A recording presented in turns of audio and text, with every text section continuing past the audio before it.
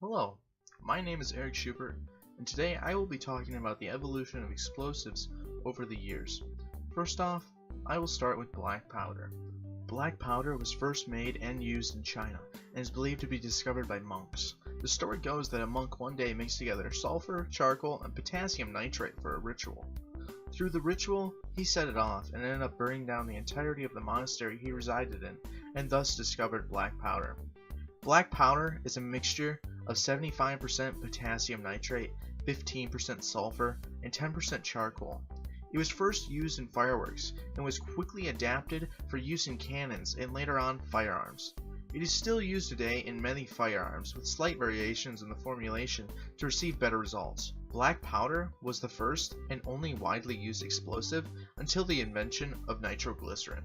Nitroglycerin was discovered by an Italian chemist in 1846 and was made by nitrating glycerol. This process used nitric acid to nitrate the glycerin and sulfuric acid to absorb the water given off by the reaction. The two chemicals are mixed in equal amounts and allowed to cool below room temperature. Then, glycerin is added in small amounts to keep the temperature low to prevent the explosion of the product. This new explosive was 6 times more powerful than gunpowder by volume, but was very unstable.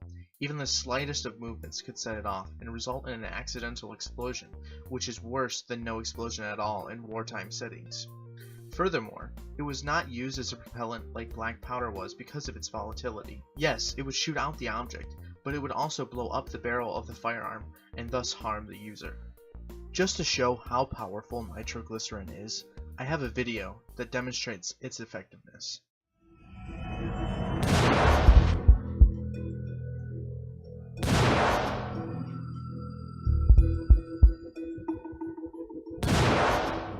Even slowed down more than 500 times. The explosion is incredibly fast. That's a bit of a kick.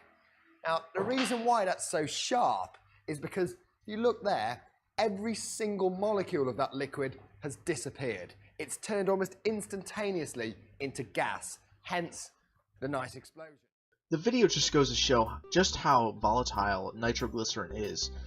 If you laid gunpowder out on that same anvil and hit it with a hammer, it would not explode, but nitroglycerin would, because the kinetic energy from the hit is enough to force it to explode. Nitroglycerin did see common use, however, with the invention of dynamite by Alfred Nobel in 1867.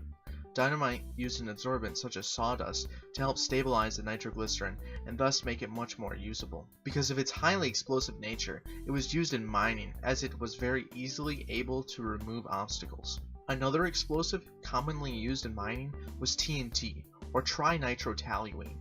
This was made through the same process as nitroglycerin, except it happened 3 times over using toluene instead of glycerin. This was a much more stable compound than nitroglycerin, but was a little more expensive. Thus, it was used far less than dynamite was for mining, but still saw some use for miners. Nitrocellulose was another kind of explosive that proved to be very useful in the production of smokeless powders. It used the same process as making nitroglycerin, only instead of glycerin, it used cotton. A common name for this was gun cotton, and is the primary component of flash paper magicians use. Gun cotton was later used to make ballistite. Ballistite was a kind of explosive made by Alfred Nobel in 1888.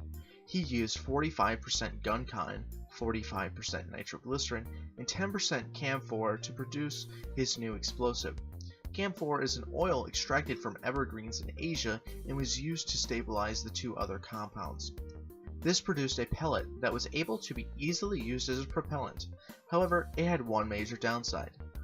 Over time, the Camp 4 would evaporate and then leave a highly unstable mixture behind. Because of this, there were accidental explosions and the use of ballistite came to an end for the most part. The atomic bomb was one of the most destructive devices ever created.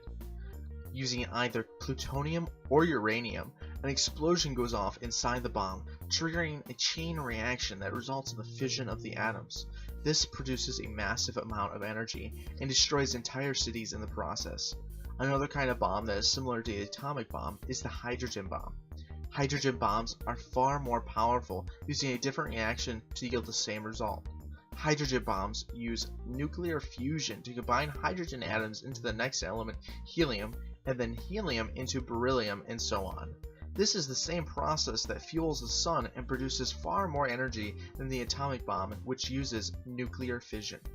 With that ends all innovation made in this field over the years.